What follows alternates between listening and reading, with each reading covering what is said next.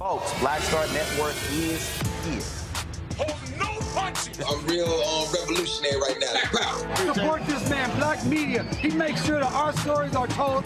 Thank you for being the voice of Black America, Roland. Stay black. I love y'all. All momentum we have now, we have to keep this going. The video looks phenomenal. See, there's a difference between Black Star Network and Black-owned media and something like CNN. You can't be Black-owned media and be scared. It's time to be smart. Bring your eyeballs home.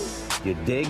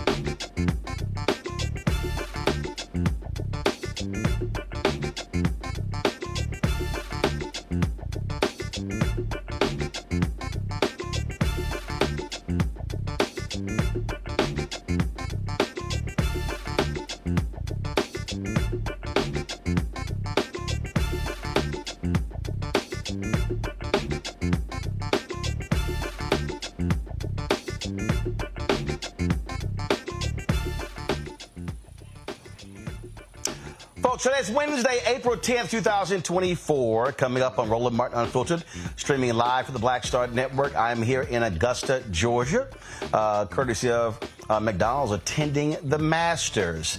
I'm going to give a little shout out to the Morehouse men's golf team as well as the Eastside Golf Boys. I'll have that for you on today's show. Also, Chicago police fired 96 shots in 41 seconds, killing a young black man during a traffic stop. We'll show you some of the body cam footage and talk to the family's attorney.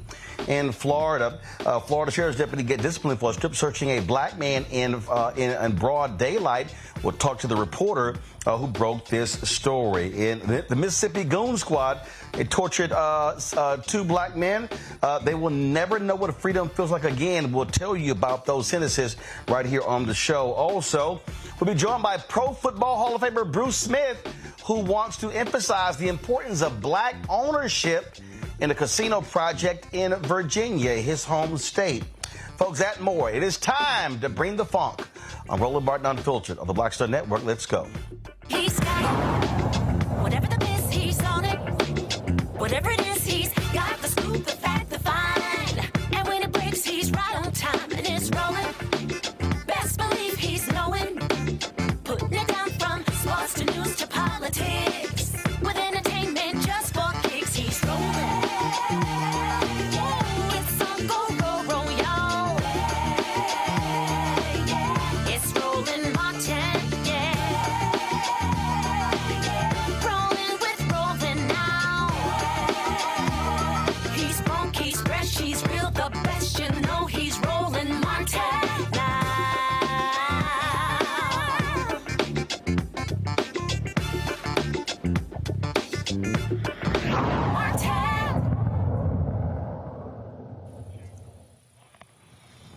Here we go again. Another simple traffic stop results in the death of a black man. This time, a seatbelt violation in Chicago leads to 96 shots being fired in 41 seconds. This took place on March 21st when tactical officers with the Chicago Police Department stopped 26-year-old Dexter Reed before gunfire erupted on both sides. The released body cam video sparks questions rather than providing answers. How could the plainclothes officers see Dexter was not wearing a seatbelt when his windows were tinted? And how was Dexter supposed to know who these plainclothes officers were when they didn't announce themselves while they surrounded his car with guns drawn? Now, what you're about to see is very triggering, so we want to give you a heads up to turn away if you do not want to see this video. So we're going to give you that time. All right. So this is a 2-minute and 45-second video, folks. Watch what happened. Do not roll the window up. Do not fucking roll it up. Unlock the doors now. Open the fucking door. Unlock the doors now. Open the fucking door.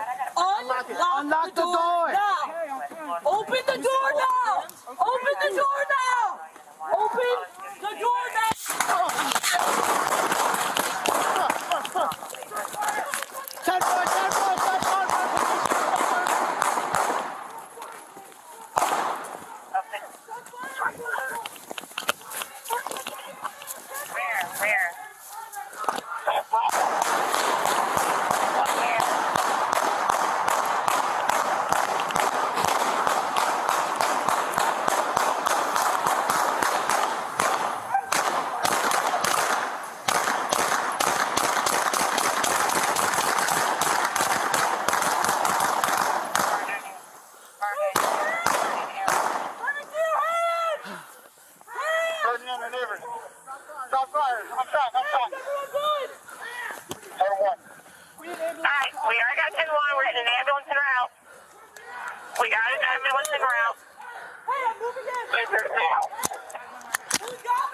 I got you. It's over there for near neighbors. We have an officer down. Dude, don't fucking move. Unit, step it up. We got ambulances en route. Don't move.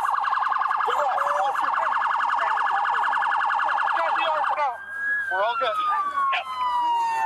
right, thank you.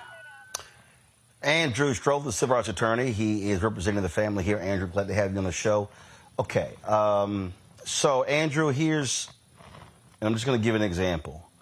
I remember when I lived in Chicago, and I pulled over. This car was at a green light, wasn't moving. I pulled over, and I took off. Car behind me starts chasing me, and I don't know who the hell it is, so I keep going. I don't know who the hell it is. So then we go another block. Then the car pulls up beside of me, and he's yelling, "Get over, get over, get over." So then he gets out of the car, and then comes up to my car, windows up. Then he shows his badge. And then he goes, "Why the hell you didn't pull over?" I said, "I didn't know who the hell you were." Yes. You were in an unmarked car.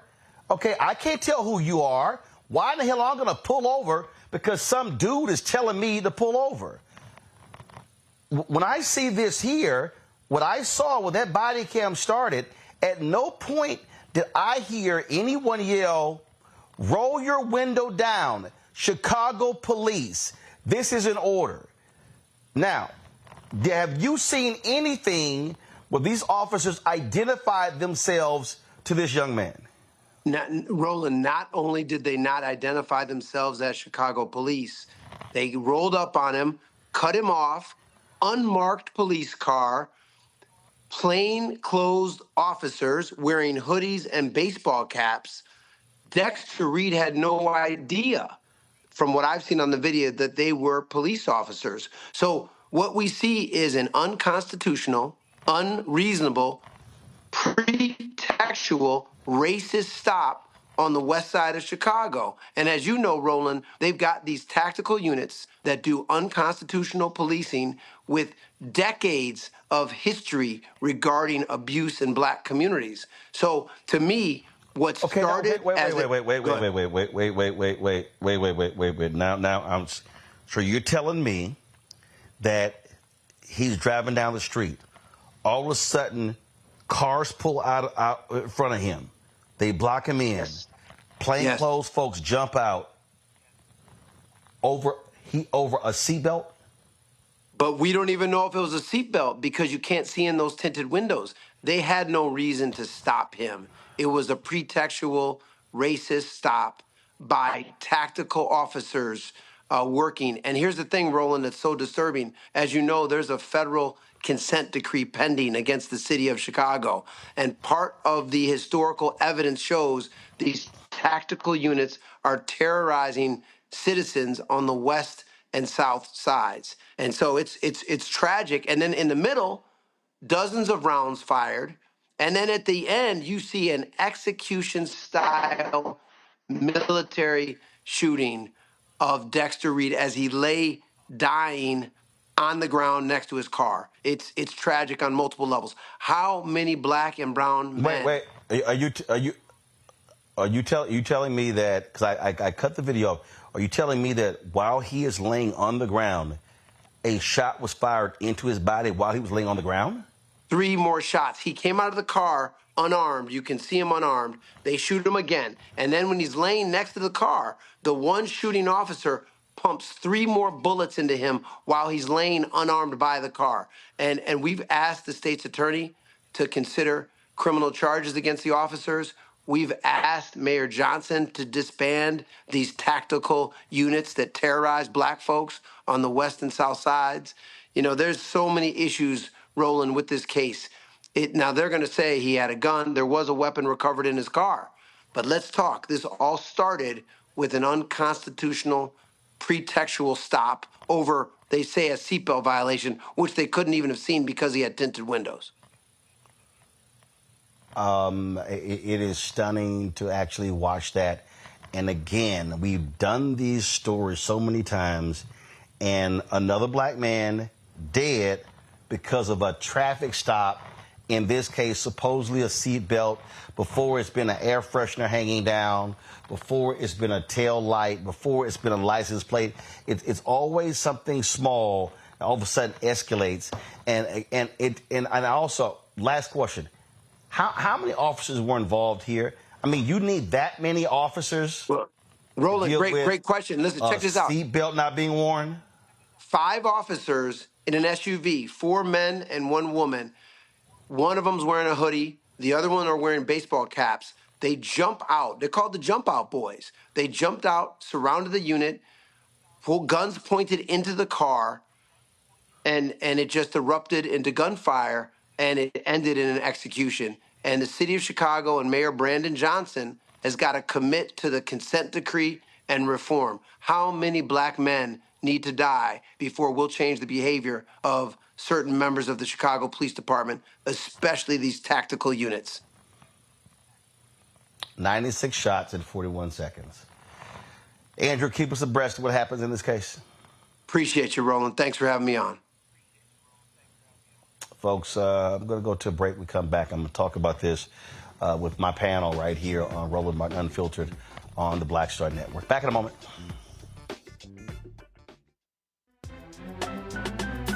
I'm Faraji Muhammad, live from LA.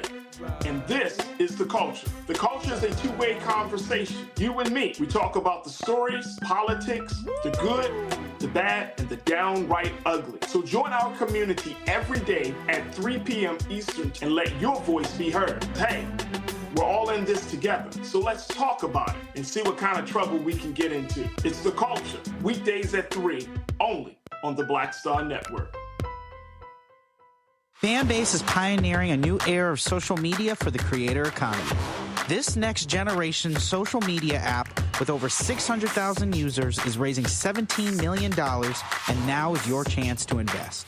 For details on how to invest, visit startengine.com/fanbase or scan the QR code. Another way we're giving you the freedom to be you without limits.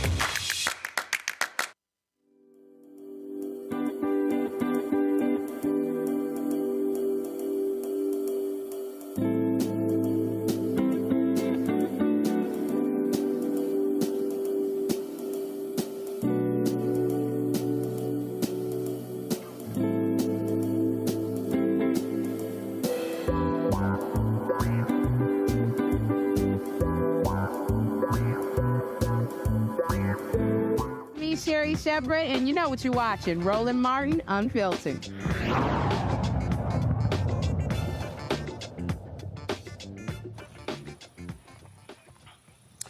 All right, folks, welcome back to Roland Martin Unfiltered here on the Black Star Network. Let me introduce my panel, Robert Portillo. He is host, People, Passion, Politics, News and Talk 1380 WAOK out of Atlanta. Scott Bolden. He is, of course, lawyer in D.C., former chair of the National Bar Association in D.C. Chamber, D.C. PAC, Chamber of Commerce PAC. Scott,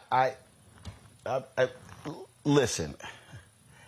I understand the role of officers. I understand when it comes to combating crime. But it takes all of that for a seatbelt violation? Really? No, it doesn't take all of that. But, I love breaking these videos down. If you look at the stuff, first of all, tactical units. So we're going to do this here. We're going to do this here. Make this point right here. And we have the video from several angles. And so what we're going to do is we're going to play these videos, and then we're going to go through that, and we can sort of describe. So make your initial comment. Then I'm going to have them replay the first video. And then guys get the other videos ready so we can actually break it down.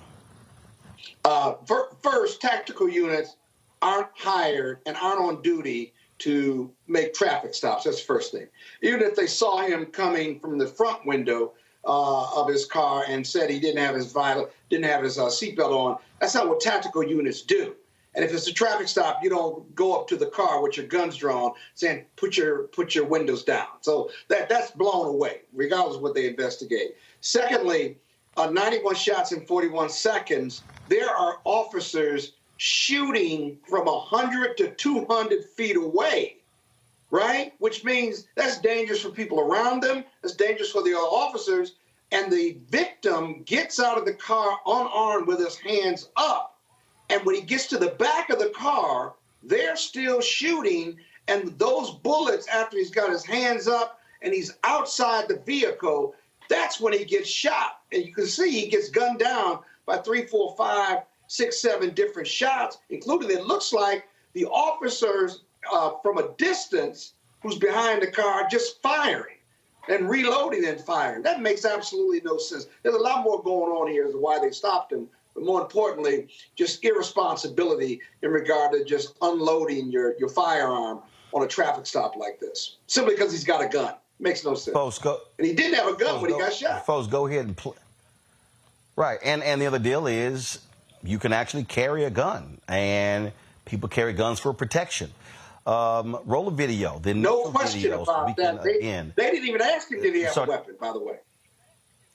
And there you go. Audio turned up. Audio turned up. Unlock the doors now. Open the fucking door. Unlock the doors now. Open the fucking door. Unlock the door now. Open the door now. Open the door now. Open the door now.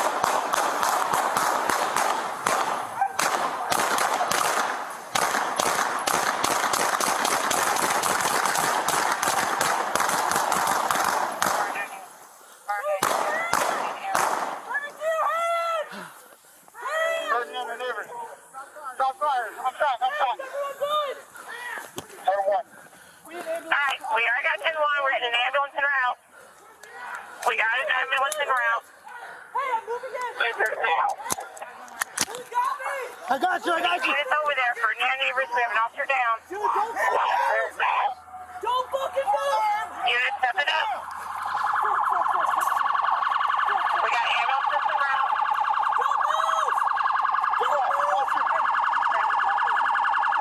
He's dead. He's not going to move. We're all good. You think? Do we have any information on the offender? Hey, you got us? Watch us. Anybody with the kid over there for him? Do not fucking move. I don't know where the gun is. I don't know where the gun is. He started shooting at us. Hey, dude. Let go of the gun. Let go of the gun. All right, we have Let go of the gun. I got the gun. Okay, we got tourniquet at 5. Yes, we have an officer shot in the car. Tourniquet applied in 04 hours. Do we have any information on the offender? 99, I'll be around. What's the guy? I don't know where it is. What's on it? What's on it? Check on it. Alright, do we have any offender information? Give us 1 second. Do we have any information on him? Hey, we got a casing right here. Heads up. Watch your feet. Watch your feet.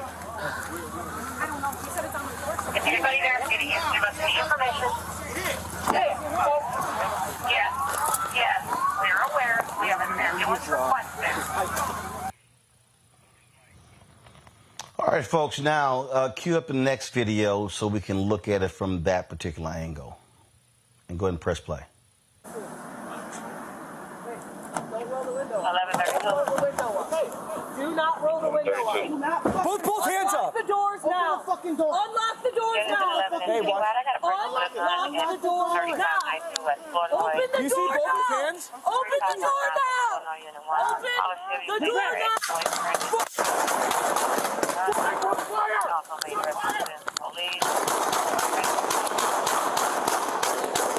Fucking A.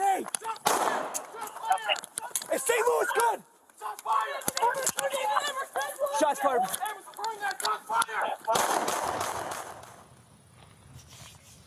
All right, so there's another angle. Let's play that one. Hey, put your window down, man. Roll the window down. What are you doing? Hey, roll this one down, too. Do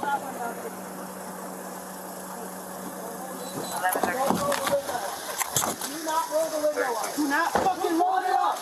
Open the fucking door. Unlock the door now. Open the fucking Hey, door. unlock it. Unlock the door now.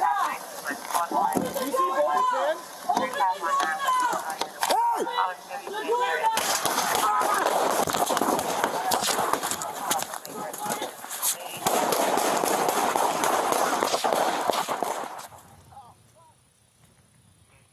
All right, so we got 3 more videos. Press play of the next one. 11:32. Unlock the doors now. Unlock the doors Unit 11. I got a person with a gun in 3592 West Broadway. Open the door now! Open the door now! Fire! Shot fire! All right, next video.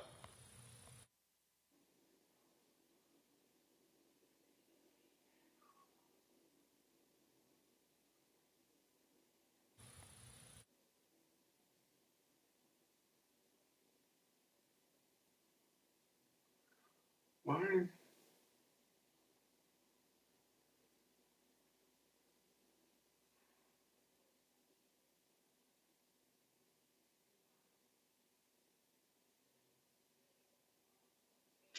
Why did they approach him with his guns drawn? This was a tactical stop. This was not a traffic stop. All right. Okay. Here's the last video. Here's the last video. Press play.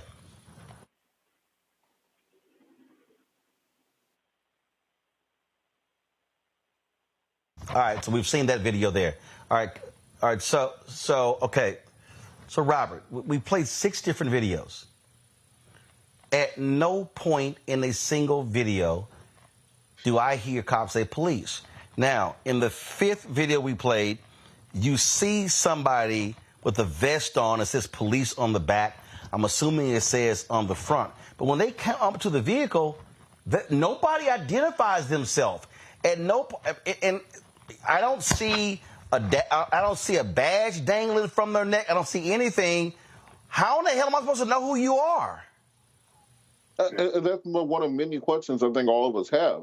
This is a outrage for that community and for any community. And when we hear all this hyperbole around why are we still marching and protesting and demanding accountability and even demanding from the Biden administration federal legislation on police brutality, this is why. There are so many points where the police could have de-escalated this situation from the beginning by identifying themselves, by finding ways to talk these things down. And I'm not even quite sure who fired the first shot in this situation, but in no set of circumstances should 91 shots be needed for this type of interaction. Not to mention you're in a populated area. The thing about the collateral damage that could have happened, these cops are firing from 100, 200 feet away at That's right. individual. Right. So it is a absolute atrocity that has taken place in this situation, and I'm hoping that as evidence comes out, we find out exactly what motivated these cops to respond in this manner. Scott, I think back to the shooting of the black couple in Cleveland when a cop jumped on top of the car and was firing shots down. Plus shots had been fired as well. And you just, and granted, that was after a car chase. This is, I mean, I get unmarked vehicles, but I'm sorry. I don't care if you're in Chicago where people got carjackings, things like that. I'm gonna even when they got out of the car, and to your point, Scott, guns were already drawn. He had his window all the way down. I'm sitting here waiting for somebody to say, "We are Chicago police." So they're talking. He's like, "I don't know. I'm raising my window up. Who the hell are y'all?" Yeah, and the other question that's going to be raised in the investigation is, there were unmarked cars, but one of those cars in all of your videos had lights flashing, but they were on the back. I don't know whether they were on the front or not. That's one thing. Some of the undercover had police on the back of their jackets, but not necessarily on the front. You didn't see the badges dangling, as you said, like you have in New York. But this was a tactical stop. This was not a traffic stop. It just wasn't. It doesn't take 5 people to do this. They had their guns drawn. They were looking for something, whether it was drugs, gun, he was a suspect. They approached that car to get him out of that car, which means decisions were made before they stopped that car, right? This isn't him just driving and they do a traffic stop. So that's part of the investigation. They don't appear to find drugs, but they found a gun in the car. But it reminds me of Laquan McDonald. whatever the case may be, if there's a gun on the scene, or even if he has a gun like Laquanda did, from Wisconsin, not Laquan, it was Philander somebody, right? Philando Castile. Philando Castile. That's right. When the training of these police, if there is a gun or they believe shots are fired, it appears to be trained to just empty their weapon, whether there's a threat or not. The reason the 200 feet away with that one angle with the cop firing, right? He's firing 200 feet away, and he's emptying his 9mm. He doesn't even see. The victim walks into the line of fire. He's just firing at the car. Boom, boom, pop, pop, pop, pop, pop. He's just firing at the car. There's no way he's going to hit the victim who's in the car. He could hit other police officers. He could hit community people.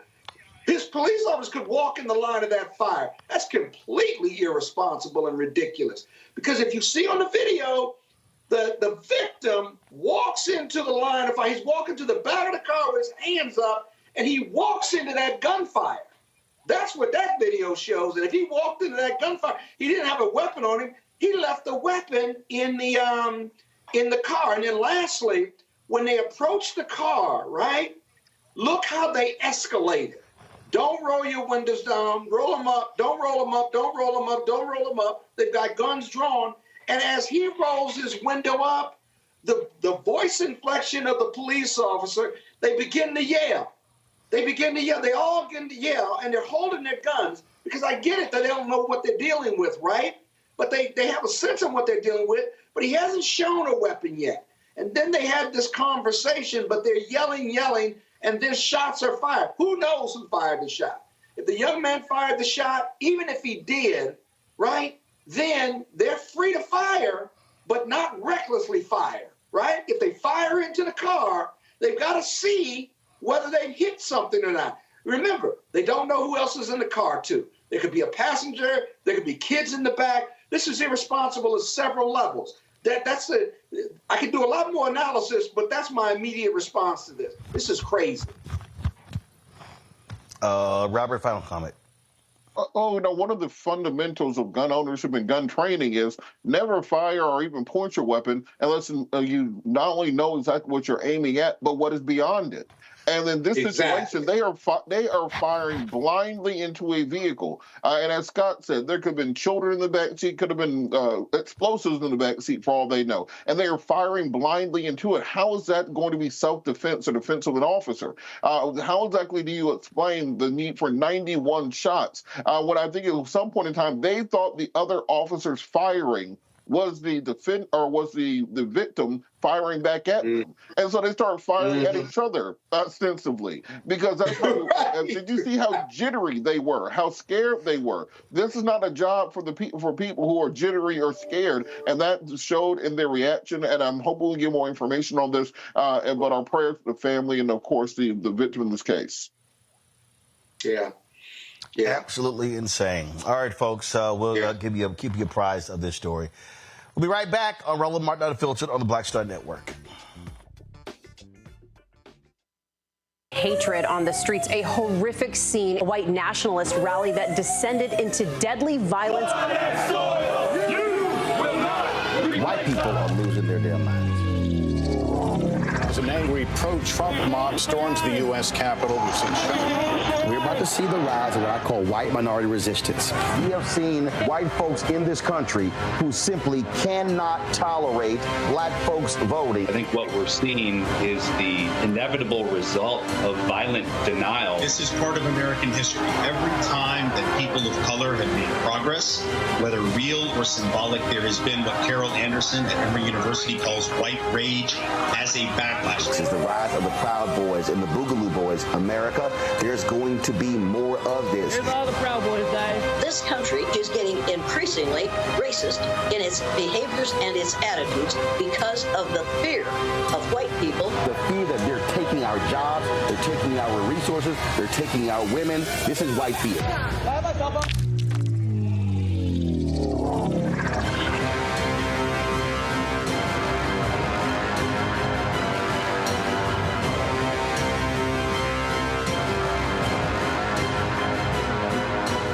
Fanbase is pioneering a new era of social media for the creator economy. This next generation social media app with over 600,000 users is raising $17 million, and now is your chance to invest. For details on how to invest, visit startengine.com/fanbase or scan the QR code. Another way we're giving you the freedom to be you without limits. Hey, it's John Murray, the executive producer of the new Sherry Shepherd Talk Show. And you're watching Roland Martin Unfiltered.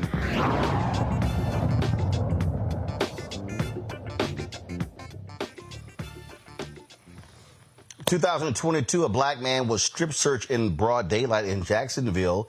Well, the results of that is that the sheriff's office has said that those officers were wrong and violated a policy. Ronnie Reed was stripped in the middle of a street in front of his family members. The officers did not find anything, but he was arrested for selling cocaine. The state's attorney's office dropped the charges against Reed in February, but only after spending more than a year pressing him to accept a plea agreement that would have sent him to prison for at least 4 years. Nicole Manna of the Tributary, the investigative reporter who broke the case, joins me now from Jacksonville. Glad to have you on the show, Nicole. Hi. So now the sheriff's department goes, yeah, they really didn't follow the rules in how he was pulled over and strip searched. Right. So the sheriff's office actually opened their investigation into this arrest after our reporting on what had happened, our reporting that questioned if they broke policy, if they broke state law. That investigation was opened in March of last year, and it was closed in September. We only learned about it by filing another records request asking for that investigation. They had never notified us that it was closed, despite the fact that our reporting is why it was opened. So now I'm confused. Okay, so the arrest takes place in February. They opened the investigation after the fact. What was he initially stopped for? So the arrest actually took place in September of 2022. We didn't publish our first story until March of 23. So that is when the investigation was open. What happened in that arrest is the police were doing a kind of drug operation. An undercover officer gave $20 to a different man, and that man was seen walking toward Ronnie Reed. That man went back to the officer, gave him whatever amount of cocaine, and then those officers approached Ronnie and searched him down, patted him down, didn't find any drugs, didn't even find the $20 that police had given the original man, and then that is when the strip search occurred. Wow. So they never actually saw Reed give this guy drugs, so therefore they assumed he was the drug dealer. Right. That's how it seems. The original arrest report on Ronnie isn't exactly clear of what happened other than this other man walked toward him. In the investigative file from the internal investigation, we saw an extra line that says an officer witnessed a drug exchange. But again, there were no drugs found on Ronnie, either at the time of the arrest or at the jail. The $20 that was given to the other man in exchange for cocaine was found in his hand when he was arrested. That money was never found on Ronnie Reed either. And his defense attorney told me that she brought that to the state attorney's office and said, "I've never seen a drug dealer give on credit." Wow. Again, another one of those crazy stories of what cops say one thing and something else, actually happens. But what was nuts here, they were trying to get this man to plead guilty. Right. They spent more than a year trying to persuade him to plead guilty and take a 4-year prison sentence. But he kept fighting. He went through multiple defense attorneys, and ultimately the case was dropped in November. I believe it was November 14th or 5th, or I'm sorry, February. I believe it was February 14th or 15th. And that is when the state attorney said that they did not have enough evidence to bring him to court and prosecute him. Questions from the panel. Robert, you first. So with this, will there be any sort of apology, restitution, anything paid to this man for what he's had to go through in this situation? Because I've had similar cases to this. This is not an isolated incident. What systemic changes is the police department going to make to stop this from happening in the future? So one of the interesting things that came out in the internal investigation is that the officers who stripped Ronnie said that they were actually never trained on what the search policy is, and they didn't even know that what they did constituted a strip search. So of course we asked JSO, knowing this information, have you done additional training in the department? We never got an answer back on that. JSO told one of the local TV stations here that they do offer and do require training on searches. But again, we don't know if there's anything that they're doing beyond what training they say they already have. And I do know Ronnie is talking with a civil attorney. Scott? Yeah, Scott Bolden here. He needs to talk to a civil attorney about this. You know, the idea that the police believed that they could strip search someone in public because they didn't have proper training. I had good home training. I had good upbringing. Taking somebody's pants down or making them strip in public just seems to be just at your core. We shouldn't do that. We should take him to the station, or we should put him in the police van or something. Just your core should tell you that, whether you're a police officer or not. But here's another question, similar to Robert's, right? What about training and what about reformation of the prosecutor's office? I'm a former prosecutor from New York City. Either you got the evidence or you don't. Theoretically, philosophically rather, ethically, under most state bar rules and the APA, if you can't prove the case beyond a reasonable doubt, if you can't prove the case or you don't bring the case, then you don't sit there for a year and try to get them to plead or something, because that means they're not trying to do justice. They're trying to get a conviction, right? Any discussions with any groups or that state's attorney's office about that reformation piece or that ethical piece, because Ronnie ought to bring ethical charges against the assistant state's attorney for how they've handled this case. Because if they were going to dismiss it anyway, what were the internal memorandums about whether they could prove the case or not? And was there a memo that said, oh, just get him to take a plea, as opposed to dismissing him and doing justice? Roland, that's the difference between doing justice and just going after a conviction. Go right ahead, man. I think that is something that he's exploring with his civil attorney. We actually haven't heard too much from the state attorney's office on that, on why they decided to continue to pursue these charges. When we first wrote the story, the answer was essentially a crime was committed and we are moving forward with this case. Yeah. We haven't heard much of an apology or any other details of why this was dropped or what the internal communication looked like. But that is information that we are looking to get, hopefully, through future records. I'd make that part of your investigative reporting, because that gets lost sometimes. But that's a huge issue, because the police are one problem, but the prosecutors drive the investigation, drive the prosecution. And they've got to be ethically based. And if they violate their ethics, they ought to be brought to accountability. Yeah, there are definitely two parts of the story, just like you said, JSO and the state attorney's office. Yeah, we're going to continue reporting on this and seeing what we could find out. And Roland, one of the first cases I did with Henry Daniels back in the day was a case similar to this, where a man had half an aspirin on the stove, and they tried to charge him with possession of crack cocaine with intent to distribute. And it took us over a year to get that case dismissed against him, once they finally got lab results to show there was half an aspirin. So this is not an isolated incident. Just thank God we have journalists who can actually deal with issues like this. Yep. Absolutely crazy. Nicole, great job reporting. Keep it up. Thank you. Thank you for having me. We come back, we'll talk the Goon Squad getting sentenced for their attack on 2 black men in Mississippi. You're watching Roland Martin Unfiltered on the Black Star Network. Support us in what we do. Join our Brain of Funk fan club. Our goal is to get 20,000 of our fans contributing on average $50 each a year. That's $4.19 a month, 13 cents a day. Send your check and money order to P.O. Box 57196, Washington, D.C. 20037-0196. Cash App, $RM Unfiltered, PayPal, R Martin Unfiltered, Venmo's RM Unfiltered, Zelle, Roland at RolandSMartin.com, Roland at RolandMartinUnfiltered.com. We'll be right back.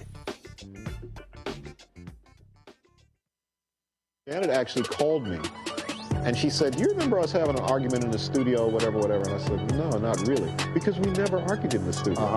And she said, "Well, there's this piece we found, and can you come over and watch it with me?" And I said, "Sure." And I went over and watched it, and I loved it. I just started laughing. I said, "This is great. This is great, Janet." And she said, "Okay, so you're okay with this?" I said, "Yeah, I'm fine with it."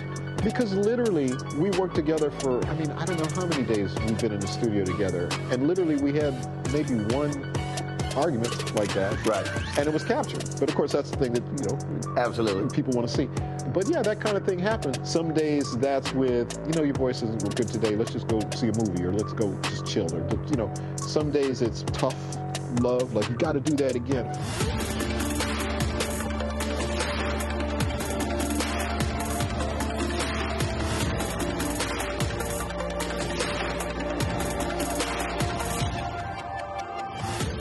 Fanbase is pioneering a new era of social media for the creator economy.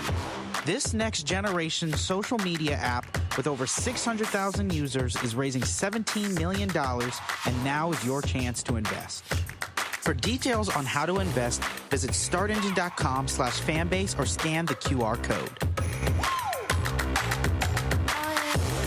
Another way we're giving you the freedom to be you without limits.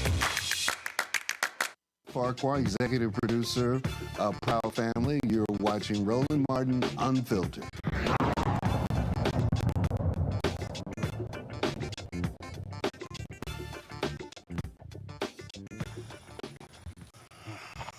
Folks, we've talked about the Goon Squad in Mississippi, 6 white cops who brutalized 2 black men. Well, they pled guilty to federal charges. Now they have learned their fate in state charges. The 5 former Rankin County deputies and a former Richland police officer pled guilty to state charges in August for their involvement in a racist assault against Michael Corey Jenkins and Eddie Terrell Parker. The disgraced law enforcement officers have already been sentenced between 10 to 40 years in federal prison. Rankin County Circuit Judge Steve Ratcliffe sentenced Brett McAlpin, Jeffrey Middleton, and Daniel Opdyke to 15 years for a hindering prosecution and 5 years for conspiracy to commit hindering prosecution. Joshua Hartfield got 10 years for hindering prosecution and 5 years for conspiracy to hinder prosecution. Christopher Detman got 20 years in prison for burglary and 5 years for conspiracy. Hunter L. Ward got 20 years for aggravated assault, 20 years for burglary, and 5 years for conspiracy to commit hindering prosecution. The state sentences will run concurrently with federal sentences. They must permanently surrender their law enforcement certificates. I mean, you see right here these 6 thugs and what they did. And the bottom line is, let's not even believe for a second this was an isolated incident, Robert. Yeah, that's exactly what I was going to say, Roland. You know, for every one case like this that comes to light, we had this with the Red Dogs in Atlanta years ago.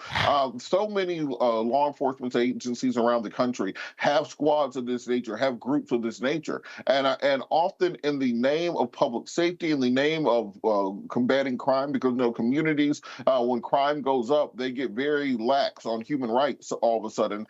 They are able to put these units out there, but we've seen over and over again the excesses that happen when you give officers this type of power and this lack of accountability. I'm glad that these officers have been brought to justice, but we have to work on making the wholesale changes to law enforcement and criminal justice reform in this country. This is why it's important for us to still push for, even in this election year, that George Floyd Justice for Policing Act. What you see here were just simply 6 thugs, 6 gang members with badges and guns, Scott. Yeah, and there are goon squads like this still in existence. The police department and police chiefs, who should resign in this case but hasn't, tolerate it as this kind of mantra that to catch thugs or to stop crime in the roughest parts of the neighborhood, you need a rough unit. Well, no, you don't. You just need a unit that's going to do good police work and do it by the book. But this whole idea that you don't want to know how we solve crimes in tough communities because it's the price you pay for democracy or your constitution or for a safer community. It's all bullshit, basically. There's nothing good about what these people did. They've done it before, and senior management and police departments know they exist. They tolerate it with a blink or a nod until something like this happens. And 9 times out of 10, it happens to poor black people, the least, the lost, and the left out. And then they're prosecuted or they're fired from the police force, but the damage has been done already. It's just pathetic.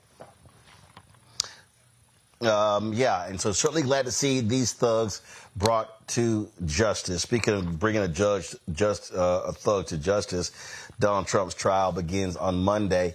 This fool, y'all, this fool tried to sue the judge. I mean, he will delay and delay and delay. I mean, Scott, this is one of those where the judge has got to say, man, sit your ass down and stop this nonsense. They struck that down. I mean, this idiot. And also, today, Alan Weisselberg, who was his numbers guy, got sentenced today to five months into jail for committing perjury, lying about that. So, I mean, you got to be stupid to say, yeah, I'm willing to go to jail for Donald Trump. Well, Weisselberg benefited a lot from that inappropriate relationship, but he got another 5 months. He must like jail.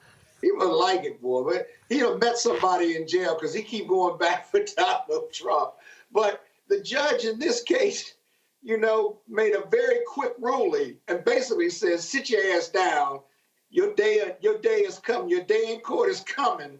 And it's coming fast, your first criminal trial, the first time you've ever faced the criminal justice system, not the civil justice system. And I'm going to tell you, it's going to be tough on Donald Trump. I keep telling everybody that. Those cameras are going to be in the courtroom. You're going to see that this is his day of reckoning because he's going to get convicted of some of those counts, if not all of them, because it's a paper case. It's an easy case to try. It's about fraud. It's not about hush money. The lawyer for Donald Trump, they've got key witnesses, but they also have corroboration, written corroboration that regardless of what his lawyer pled to and went to jail for, it doesn't matter. They can corroborate what he's saying. And so his day of reckoning is coming. The press and politics and political folks make out like this is the least important case. 31 felonies is the most important case, and that judge will sentence him to jail. And whenever that happens, right, they're going to have a hard time getting him out or of serving that jail time. They could keep him out while the appeals work. But at some point in time, your day of reckoning is going to be upon Donald Trump. It's hard to imagine him winning the race, convicted with 30 or less or more felonies. It really is, because he won't be campaigning. And a lot of that money he's raising right now has got to go towards legal fees. So the Republican Party is in a hot mess because Donald Trump is leading the Republican Party right now. Very unfortunate for the Republicans who are not MAGA supporters. Robert, this man has attacked the judge's daughter. I guess he thinks that stuff flied. No, player. So they slapped him with a gag order. And then, am I the only one who found it strange that Michael Avenatti was on MSNBC last night talking from federal prison, saying Trump can't get a fair hearing? I know your ass sitting in jail for 17 years for stealing and everything else. For stealing and fraud. I don't want to hear his ass. Robert, I ain't trying to hear no Michael Avenatti jailhouse confessions. Look, Roland, this is what we talk about when we talk about the auction nature of the criminal justice system. When you have money, when you have access, when you have political connections, you have a completely different experience in the criminal justice system than the normal person. We have to tamp back down on that if we want to actually have a functioning system. One of our founding fathers, John Jay, talks about the legitimacy of our system in the criminal justice system, in the courts. The courts do not have armies. They do not have enforcement mechanisms. Therefore, the people have to actually believe that the system is fair, or else the system collapses around itself. What we see is if you have unlimited money, you can file unlimited lawsuits and motions and delay, etc. along the lines. That is something that is not available to your average defendant. Judges in these cases have to put guardrails in place to ensure that no one can use money or political connections or anything else to face a different criminal justice system than your average everyday person. Because once you start establishing that as a rule and as a fact, then people have no reason to believe in the system as it is, and that's how you end up with failed states like we see across the world right now. Absolutely. So it's nuts. So shall begin on Monday. All right, folks. We come back. I mean, please. I'm like Michael Albanese. He can't get a fair trial in New York. Shut up. Go back to your jail cell. All right, we come back. Bruce Smith, former NFL player, Pro Football Hall of Famer, now is a part of a casino being in Virginia. He says black folks should be participating economically in these areas, especially when they in majority black cities. You're watching Roland Martin Unfiltered on the Black Star Network. Next on the Black Table with me, Greg Carr, a conversation with Professor Toyin Falola, a man described by many as an African intellectual legend. He is without a doubt the most important and prolific writer, thinker, teacher, and servant of African studies in the modern world. And then today, we have George Floyd, the Black Lives Matters, and the re-emergence of radical black thought. We're honored to welcome him to a very special, can't miss episode of The Black Table, only on the Black Star Network. Fanbase is pioneering a new era of social media for the creator economy. This next generation social media app with over 600,000 users is raising $17 million, and now is your chance to invest. For details on how to invest, visit startengine.com/fanbase or scan the QR code. Another way we're giving you the freedom to be you without limits. Bruce Smith, creator and executive producer of The Proud Family, Louder and Prouder, and you're watching Roland Martin Unfiltered.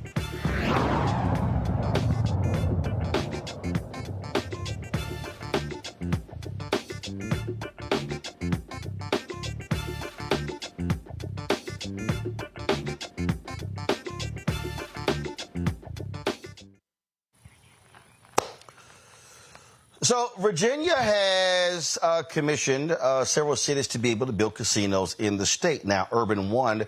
They had 2 referendums. They lost those 2 in Richmond. Now you have an effort that's in Petersburg, Florida. And Bruce Smith, Pro Football Hall of Famer, says, you know what? Why are these casinos being built in black cities and black people not participating? Well, he has joined several others to bid on that casino. There are a number of people who are vying for that license. They are very lucrative licenses, and so Bruce Smith joins us right now. Bruce, glad to have you here.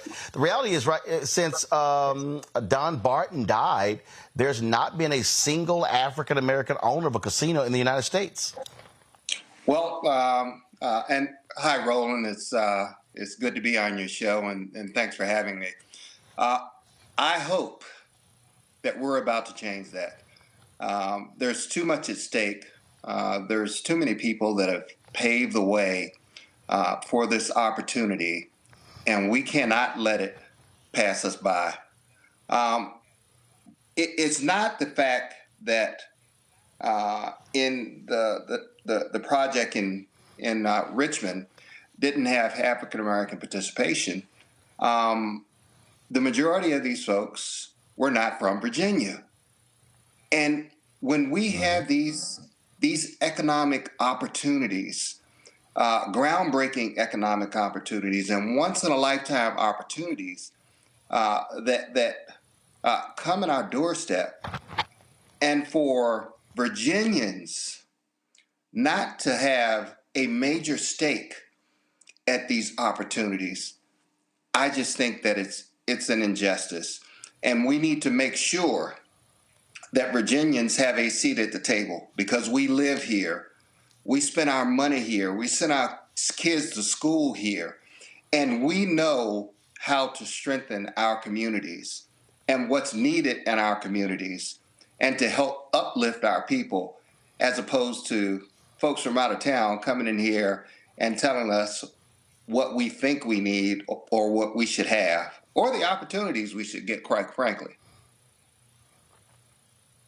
And look, we've seen this before where licenses come up and people outside vie for those licenses. I look at Bally's in Chicago that vie for one in Illinois. So you have these, international casino companies.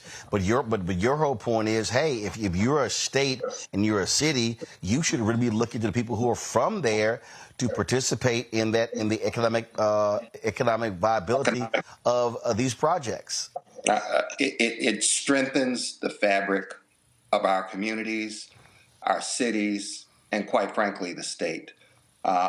We just had these opportunities come to light when legislation was passed to build 5 casinos in the state of Virginia. Just like with marijuana licensing. I'll give you the prime example of what I'm talking about. There's a casino in Portsmouth, which is a predominantly African-American city. There was out-of-town developer and vendor, well, not developer, but casino operator that came here, and there's only 5% African-American participation in a predominantly African-American city. That speaks volumes. So when this opportunity came along, because of my long history with the Cordish Company, one of the things that I emphasized that we had to have a significant stake in uplifting this community and having a seat at the table. And they agreed, and I think we're about to make history if we are chosen to be the developer of this resort, casino, entertainment development. We're going to employ over the life of the build out 7,500 people. We're talking about hundreds of millions of dollars that will go to the state as well as the city in tax revenue, new tax revenue. So I just think this is a once in a lifetime opportunity for the citizens of Petersburg. And it's a once in a lifetime opportunity for Virginians to have an opportunity to invest in this generational project that will create generational wealth and will also decrease the wealth gap in our state and in our cities. Scott? Hey, Bruce, Scott Bolton here. Bruce, if these are licenses that have been awarded, are they going to be voted on by a referendum, or are we beyond that? And I can see Urban One is a client of mine, but I did not represent them in regard to the Virginia licenses and stuff. But I know a little bit about it, just on the periphery. These five licenses, do they have to be voted on by referendum, or are they locked in and there's a commission that's going to award them based on an RFP? Yes, this casino license will be voted on by referendum. So the process, I'll give you the short version. And the short version is the city sent out an RFP. There were 5 vendors that answered the RFP. We happen to be, in my opinion, the strongest team. The Cordish Company has over 100 years experience of development. I've got over 20. They have. Yeah, I'm familiar with them. Yes, they have. They do business all over the world. They are very strong. They built and they own casinos in a number of major cities. But the fact that, and let me get back to your referendum. So the person that will be selected, the group that will be selected, by the city council and the committee to move forward as being the vendor. First, they have to become a host city, which means it has to go through through the House and the Senate. They have to pass it. The governor signs the bill, and after the governor signs the bill, then it becomes law. There's a holdup right now. There is language in the bill that talks about that it has to go back. The governor took that language out, which was, and I'm losing my train of thought right here for a minute, but the governor took the language out. So now it's up to Don Scott to do the right thing. And doing the right thing will be doing the right thing for the citizens of Petersburg that has high rates of unemployment, poverty, food deserts, limited resources to fund schools. There's just so many problems that exist. And this will be the economic engine that this city needs to provide hope, entertainment, and give these folks a shot in the arm with good paying jobs and a prosperous future. Yeah, but Bruce, I'll just share this with you. I don't think you have to worry about Black people in Virginia supporting this initiative, because they certainly want it. Your opposition is going to come from those who don't live in the community and those who have a view of the world that is not, that you and I don't share, given the melanin in our skin. That's the first thing. Yeah. And the second thing is local support. There was no issue with local support. You may have even more, but those prior efforts had good local support. It's that your opposition is well organized, financially backed, and they are forced to deal with. Do not underestimate them, because those referendums, those two referendums that were lost already, they made all the sense in the world for people that look just like us. So I'll leave it at that. Good luck, brother. Yeah. Well, and the word I was trying to recall at the time, I probably had too many cushions while I was playing in the NFL. I didn't say that. You said that. But it's called the reenactment clause. The governor took it out, so the governor did his part. Now Don Scott has to do his part, and it's not time to play politics with the people of Petersburg. These folks want to work. They want their city to be uplifted. This city has been forgotten about for decades and generations. Yep. And this can be the economic engine that puts them on the map and they spark for new growth within their city, new economic growth and opportunities for the people that actually live there. And I agree with you 100%, but we will be well armed as we go into this referendum and make sure that the people of Petersburg understands what's at stake and who's opposing what's about to take place. Yeah, good luck. You said that House Speaker Don Scott must do the right thing. Specify that. What do you mean by that? Well, the bill just needs to be clean. It needs to be a clean bill so the city of Petersburg can do their business. This opportunity should not be delayed, not one single day longer.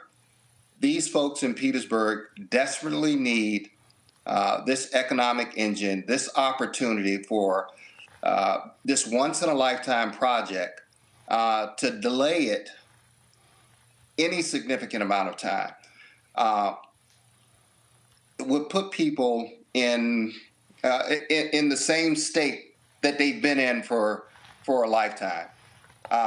They need this project in the worst way, and we want to do everything we can to make sure that we bring a project that brings massive number of jobs, create tax revenues, so they can repair their roads, so they can fund their schools, so they can have the tax revenue and the jobs that are created to sustain families, and they can feel proud about it.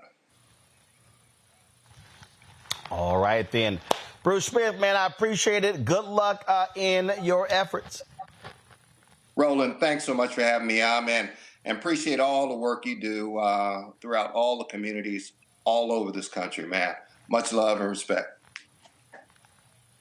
I appreciate it. Thanks a bunch. Thanks. All right, folks, going to break. We come back. Donald Trump says, I know why Jewish people and the blacks are voting Democrat, and I'm going to tell you why. Yep. We're going to show that racist next. You're watching Roland Martin Unfiltered on the Black Star Network. On the next Get Wealthy with me, Deborah Owens, America's Wealth Coach, nurses are the backbone of the healthcare industry, and yet only 7% of them are Black. What's the reason for that low number? Well, a lack of opportunities and growth in their profession. Joining us on the next Get Wealthy is Needy Bartonelli. She's going to be sharing exactly what nurses need to do and what approach they need to take ownership of their success. So the Black Nurse Collaborative really spawned from a place and a desire to create opportunities to uplift each other, those of us in the profession, to also look and reach back and create pipelines and opportunities for other nurses like us. That's right here on Get Wealthy, only on Black Star Network. Fanbase is pioneering a new era of social media for the creator economy. This next-generation social media app with over 600,000 users is raising $17 million, and now is your chance to invest. For details on how to invest, visit startengine.com/fanbase or scan the QR code. Another way we're giving you the freedom to be you without limits. I am Tommy Davidson. I play Oscar on Proud Family, Louder and Prouder. Right now, I'm rolling with Roland Martin, unfiltered, uncut, unplugged, and undamn believable. You hear me?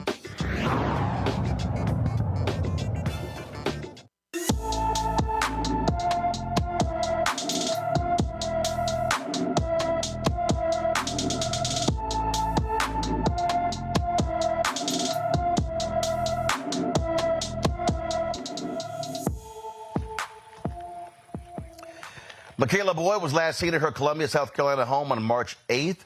The 15-year-old is 5 feet tall, weighs 130 pounds, with black hair and brown eyes.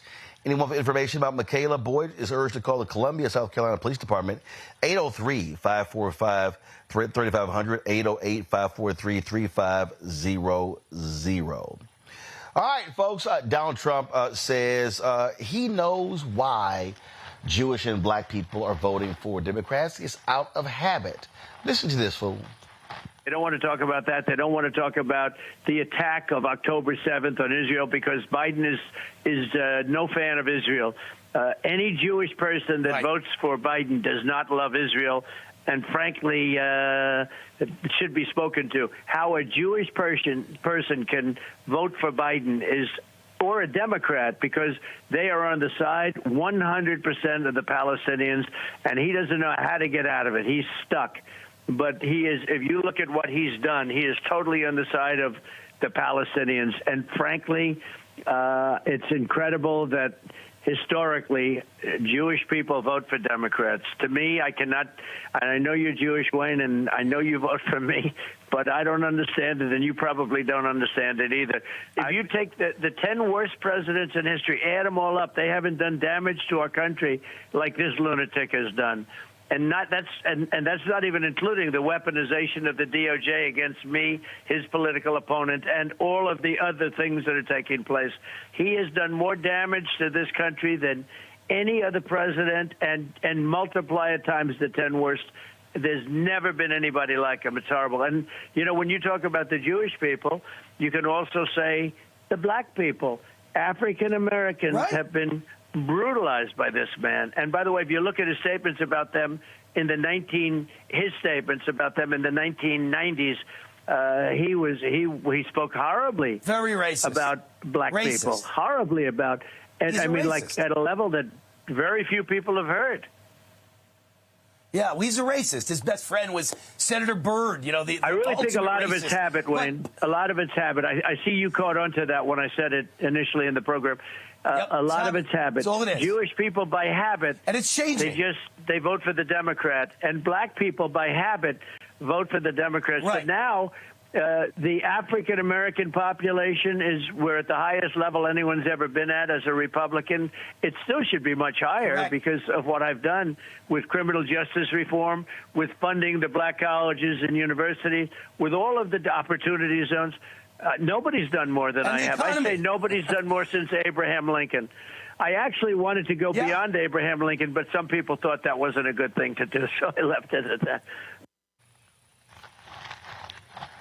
That is the biggest lying fool you've ever seen. And see, this is what happens when you keep telling a lie, folks start believing it. Trump sat there and said, I've done more for the African-American people than any other president other than Lincoln. You a damn lie. Then he lied about HBCUs. Y'all notice Trump and his supporters can never give a number. They can never give a number, Scott, as to how much money they gave to HBCUs. Senator Tim Scott, Trump, they can never give a number. Then he talked about what I did for criminal justice reform. First of all, it's not what you did. The Democrats passed the bill in the House. Then when the bill got passed in the House, it was stripped in the Senate only because Senators Dick Durbin, Kamala Harris, Cory Booker said this ain't strong enough. So, and then he loves talking about opportunity zones. Scott, I have yet to find, and I've been looking, I've yet to find any data on these opportunity zones that shows how they benefited black folks and low-income people. Can't find it. Cannot find it. And I'm telling you, what Biden and the campaign has to do, they got to say lie, lie, lie. Right. Don't give me that, well, you know, misstatements. No, you got to say lie, lie, lie. And then if they ever debate, which is up for question, then Biden's got to say, stop lying, still lying, you a lying, because that's what he is. He is a liar. And, Biden made some comments that I disagree with, obviously, in the 90s. But let's remind Donald Trump was sued out of the gate because him and his dad were keeping black people from renting the apartments in the 70s. And Wayne forgot how he wanted to actually have the death penalty for the Central Park 5, now the exonerated 5. Nah, you ain't getting off the hook like that, sucker. Yeah, you know, the Biden campaign needs to run an ad about that. If they're spending multiple millions on black and brown voters to keep them in line, they need to do an ad that says just that.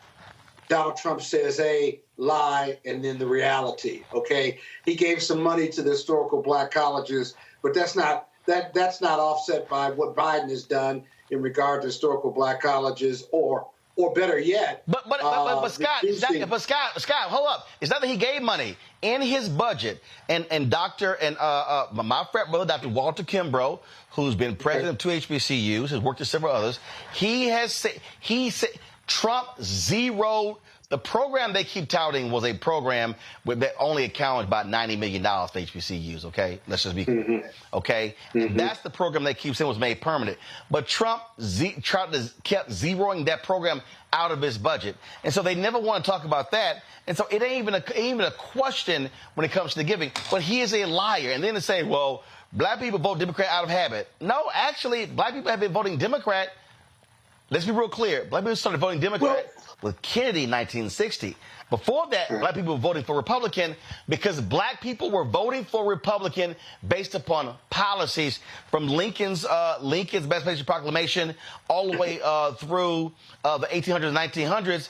But it was policy, not habit, policy. That's right. That's right. And the other thing is, why would black people vote for Donald Trump or Republicans now? So if you want to talk about policy, what policy or initiatives does the GOP have that says, yes, we want black people, we want to empower you, and we want you to vote for us? Yeah, that's the question I always ask black Republicans and stuff. The Republicans are anti-gay, they're anti-DEI, they're anti-abortion. They're anti-gun control. They are anti-criminal justice reform, police reform, anti-voting rights. I mean, they're anti-pre-child care. So that's 8 policy considerations right there. Whether you intellectualize your vote or not will give you reasons as to why you vote Democrat as opposed to Republican. You got to give me some policy that says that black people ought to be here with me. And you just don't have that. I'll tell you something else, too. He lied about Biden, too, and this Hamas war. Now, I don't agree with Biden, and I think he ought to be doing more, but we're talking about humanitarianism. We're not talking about supporting Palestine or Hamas. We don't support Hamas. Nobody does.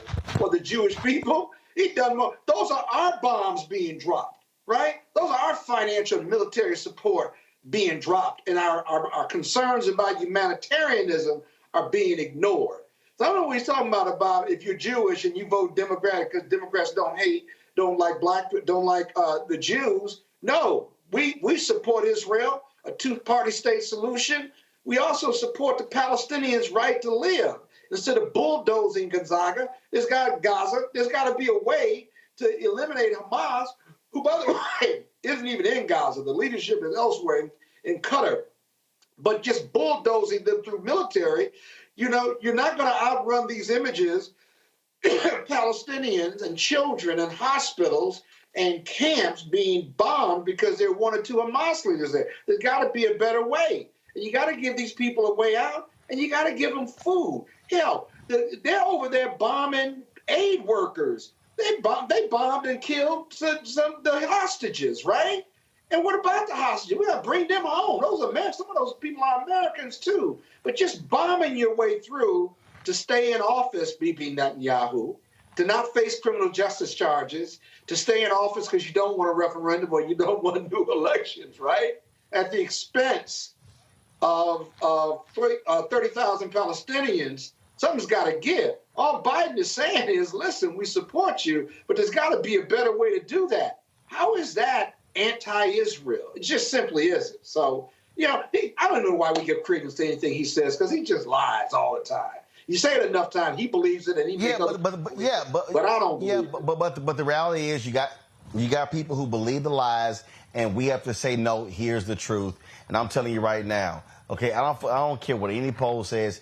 If you are black and if you are broke and white, if you broke and Latino, you got to be a fool voting for Donald Trump. That man don't give a damn about none of y'all. He ain't letting y'all walk through the lobby of any of his hotels. This man is an absolute ingrate. He is demonic. He is evil. He deserves absolutely no votes whatsoever. And it manifests itself. He's told you who he is. Believe him, right? And we just won't. Since when did we oppose Biden because he's too old? All of a sudden we don't like his age. You won't like his energy. Really? Well, I like what he's doing with the economy for sure. I like what he's doing with climate change for sure. I like what he's done on the abortion issue. I like all that. And there's more than enough reason to vote for him for those reasons alone. I'll tell you one last thing, Roland. This abortion issue, I'm going to tell you, you can talk about the economy, you can talk about criminal justice reform, you can talk about all this. Let me tell you something. The value differential, if that's a word, the value differential in this election may be democracy and all those other things, but abortion, driving a wedge issue and leveraging that issue on abortion, where you have white women around this country telling their stories, because it's more than just abortion. It's life sciences, it's healthcare, it's the ability to have babies or to save your life if you've got a bad birth process, if you will. That's got to resonate with every woman in here. I don't like seeing women get abortions, but it's a woman's choice. The government ought not be in it. And 75% of Americans, wherever you poll, maybe 65%, say it ought to be a woman's choice. Even in red, poor, conservative states, those numbers are there. And so I think it's going to be a real wedge issue. If the Democrats don't put their foot in and drive a truck through that issue, then I don't think they're going to win. But abortion has got to be front and center. You know, I got some fool in our in our chat talking about Roland, stop lying. Point me the lie. Point out the lie. Show me how much money went to HBCUs under Trump compared to Biden-Harris. I'll wait. Donald Trump he accidentally went to a HBCU because they had this event that we were going to give him an award, Benedict College, that got ridiculed and slammed because it was really put on by some Republicans. This man is a fraud. All he cares about are the rich in this country, and for the life of me, I don't know what y'all folks with no college degree, only high school diplomas are thinking by saying you're going to vote for this man. He don't give a damn about nobody making $40,000 or less. Hell, he don't care if you're making $100,000 or less. He is unscrupulous. He is a fraud. He is a shameful individual, and he keeps lying. And I'm going to call out the lie when he says it. Lie, lie, lie, lie, lie. L-I-E, not L-Y-E. Lie. L-I-E. He's a liar. And again, I dare any of y'all watching, please bring to me the proof how opportunity zones have been effective. I'll wait. Let me go to a break. I'll be right back.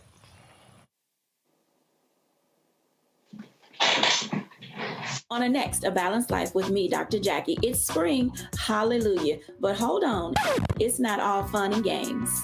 With the sun and the warmth comes the need to clean, the clutter, mentally, physically, emotionally, socially. All of those things need to happen. Getting rid of the clutter and clearing the cobwebs in our head and in our home. That's next on A Balanced Life on Black Star Network. Fanbase is pioneering a new era of social media for the creator economy. This next generation social media app with over 600,000 users is raising $17 million, and now is your chance to invest. For details on how to invest, visit startengine.com/fanbase or scan the QR code.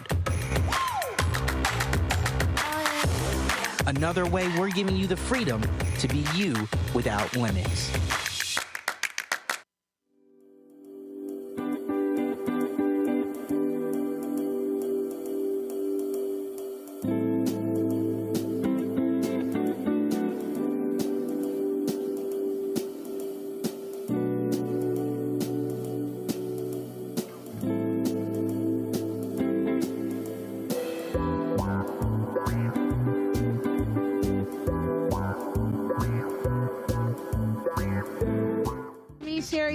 With Sammy Roman. I'm Dr. Robin B., pharmacist and fitness coach, and you're watching Roland Martin Unfiltered.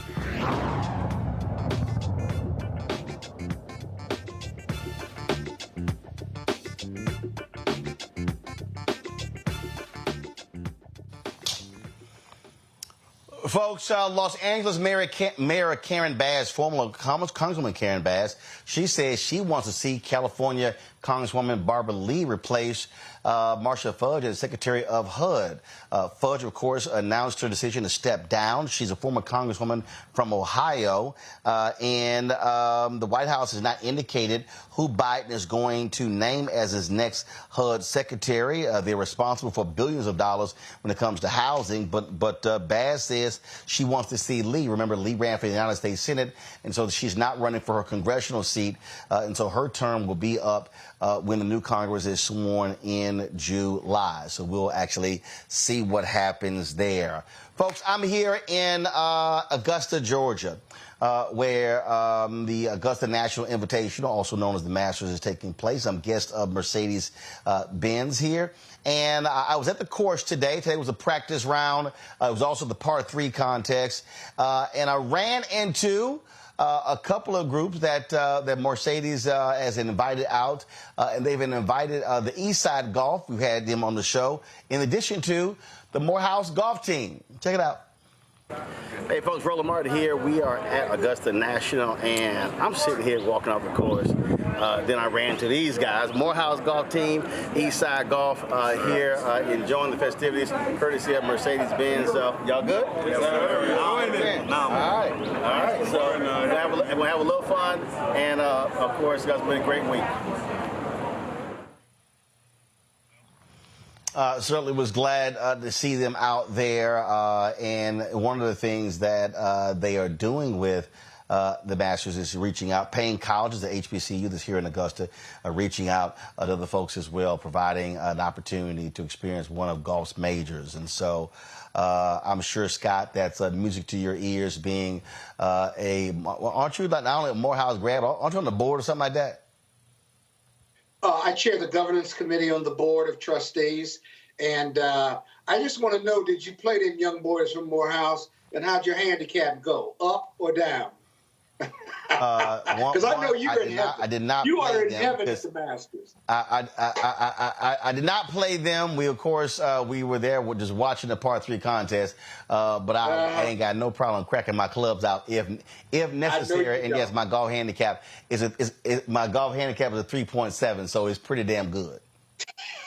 How do you get a 3.7 handicap? Like, where are the other 0.3? What is that? Just an average? You know, usually you have a 3 handicap, you have a 10 handicap.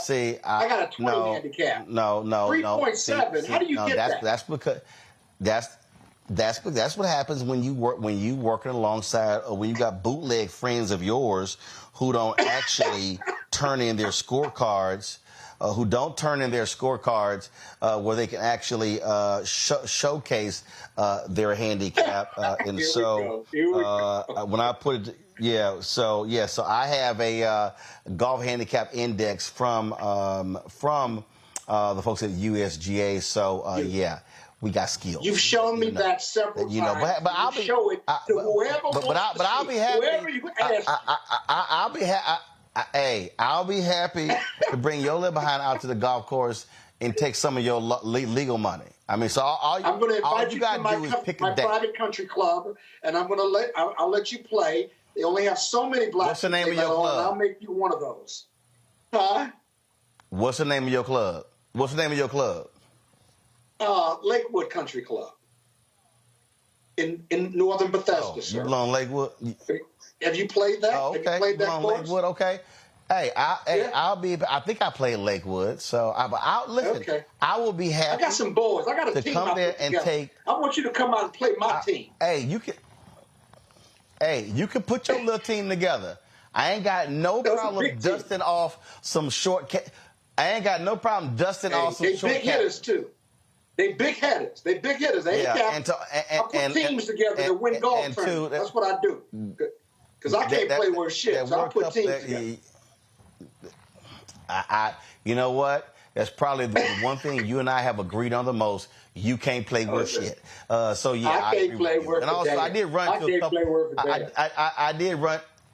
I did run to a couple of cappers on the golf course, and one guy was like, he said, "You got that red?" I said, "No, let me help you out. The colors of my show are my high school colors, Jack Yates High School, crimson and gold, and so that's why I have the shirt on. That's why I have this here. So I let them know.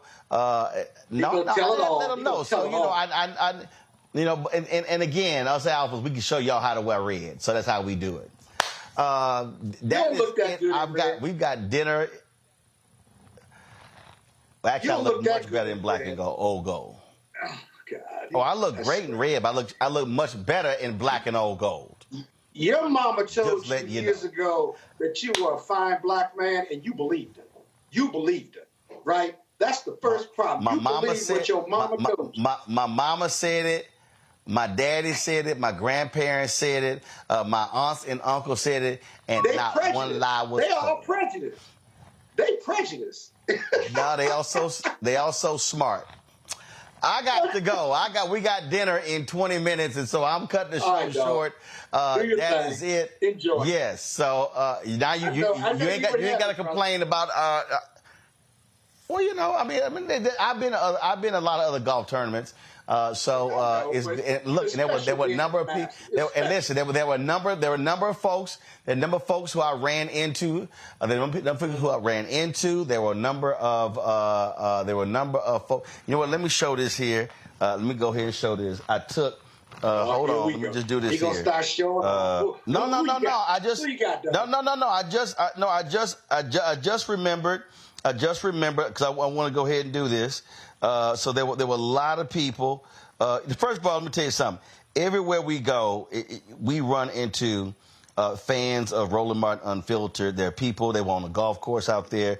I even ran to one white guy who said, I didn't get his name. He said, I'm a conservative. He said, but I appreciate your point of view, and I love your show. So I was like, I appreciate that.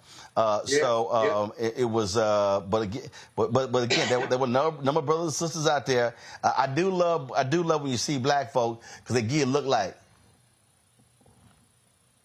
And I was like, that's me.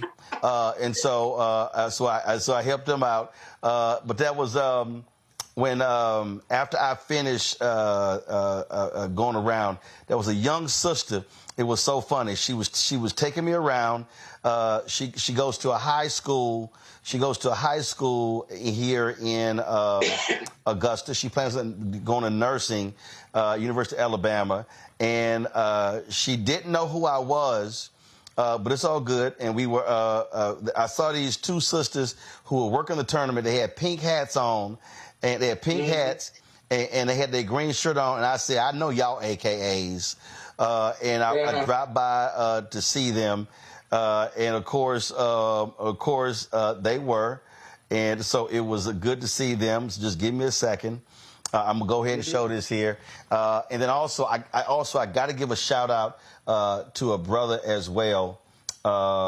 He runs all content. We work together at CNN, and I got an opportunity to see the whole content center. It's a massive complex. This brother, he runs all of it. He's from New Orleans. I had a good time chatting with him as well. So let me shout out Derek Moore. Derek Moore, he again runs all the content stuff. Fantastic brother. So I just want to give him a shout out. It was good seeing the folks. And again, I want people to, the reason I'm saying that, I want people to understand that look, our people are here. Our people are here. Our people are working the event. The people who are attending, who are working in corporate communications as well. And so I think it's always important to showcase folks who are doing. I also happen to, Carol, check your email and check your text. Let me know when y'all, I put it in the group me as well, so let me know when y'all have it. So I pulled up. Let me know y'all have it. So I was going around speaking to lots of different people, and understand I have not seen Ron Townsend. So Scott, you may not know him. He used to run Gannett Television. Ron Townsend in 1990 became the first African American member of Augusta National.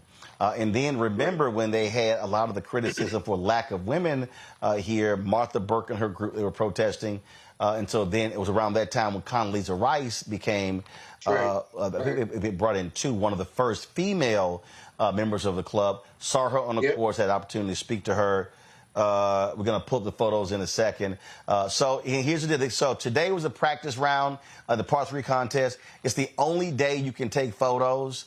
You cannot bring, they don't even allow cameras on the grounds. And if they catch you with a camera, not only will they take the camera, they will also literally take your credentials and ban you for life. So could not have any of that. But I did have the opportunity to take some pictures. To Derek Moore, again, who runs all of content for the Masters, a team of over 1,000. He gave me a tour of the whole facility. We worked together at CNN back in the day. It was great to see him. We're going to show his photo in a second. Let me know when y'all got it. And then I cannot remember this. Okay, check your text. It's also in Group Me. There also was, like I say, the sister who drove me around. She was giving me the tour of the whole joint. That was too funny as well. And so she said, you know what? She says, she said, my apologies. I don't know who you are. She said, but my mama and them probably do. I said, baby, you tell your mama and them who I said, when you tell your mama and them your mama and them who you drove around, they gonna tell you exactly who you drove around. But you know, one of the things that I do is I speak to everybody. I speak to all of, you know, everybody who worked there. You know, that's how you're supposed to do it. So it was the brothers and sisters who worked the security, who working on the grounds, who working in concessions. I ran to this one sister. She was Sigma Gamma Rho. Scott, we were in the concessions area, and we're in the merchandise area because they do crazy business in merchandise. And so we took a picture, and I said, because she didn't have a camera, I said, listen, we're going to email it to you. No. She said, I need you to autograph my hat. So, see, Scott, that's how I know you don't know. Scott, I know you don't know this feeling, Scott. I know you don't know what that's like. So let's go ahead and pull the photos up. You did? Oh, that's right. That's right. People keep telling. People keep telling you. Do you see? They said, yeah. And they tell you to your face, stop giving Roland a hard time. So yeah. So go ahead and pull the photo. Go ahead and pull the photos up, y'all. We played. So that's my man. That's my man. Moore. That's my man. Like I say, he runs the content deal. Great brother. So good to see him. Derek Moore. This is the young sister who would drive me around. If y'all know her, if her people know her, let her know. I put her on TV because she didn't realize I had a show. And then what we got next? So that's the photo I shot. That was on one of the part 3s. Condoleezza Rice. I got opportunity to speak to her as well. So and that's another photo of her. So. Look at my social media, folks. We're going to have some more content. And again, today was the only day I could take photos, so I had to get much as I can. So, you know what I should have done? I should have took a picture of all the black people I ran into. But it was way too many. So the brothers and sisters are out here. So that's it. Scott, appreciate it. Robert had to go early. Appreciate him being on today's show as well. Folks, I'm going to be live from here tomorrow as well. And so, again, I can't shoot video. I can't shoot content. So today's the only way I can get it. But it was so great seeing the brothers at Eastside Golf. We featured them in our Marketplace segment. And great to see the brothers on the Morehouse golf team as well. Folks, that's it. Y'all watching. You're watching YouTube. Hit the like button, y'all. We should easily be 1,000 likes. Please support us in what we do. I also hope y'all understand that, we appreciate Mercedes inviting us. I'm talking to them with love because, we had a Mercedes Sprinter, got totaled. We were having it rebuilt. And so, I'm talking to them about also being a sponsor partner of Roland Martin Unfiltered, the Black Star Network. But we appreciate the opportunity for us to be able to go places, cover these stories, because we get to interface with fans, people who support our show. There were people who said, man, I donate to your show as well. In fact, at dinner, there's a band performing, and one of the brothers took a picture. He said, I got to donate now. And I'm like, yes, you do. So that's what we do. And so we want y'all to support us as well, because, again, our goal is to cover the stuff other people are not covering and talk about the issues that matter. We hate the fact that we have to show these videos when brothers have been shot and killed by police officers. But here's the whole deal. Other media is not covering that stuff. They're not covering it. And I'm going to tell you right now, these attorneys, they thank me because they say, Roland, if you're the only one covering this stuff, we have an outlet. We have been able to reach our people, to put pressure on elected officials and others when it comes to these cases. I've had family members stop me and tell me, thank you for covering the story. My loved one was shot and killed, and you were the only place we were able to tell our story. So that's why we do what we do. And so if this show doesn't exist, we don't have that outlet. So please, your support is critical. Join our Bring the Funk fan club. Send your check and money order to P.O. Box 57196, Washington, D.C., 20037-0196. Cash App is $RM Unfiltered. PayPal, R Martin Unfiltered. Venmo's RM Unfiltered. Zelle, Roland at RolandSMartin.com. Roland at RolandMartinUnfiltered.com. Be sure to download the Black Star Network app, Apple phone, Android phone, Apple TV, Android TV, Roku, Amazon Fire TV, Xbox One, Samsung Smart TV. Folks, that's it for us. I'll see you guys tomorrow right here.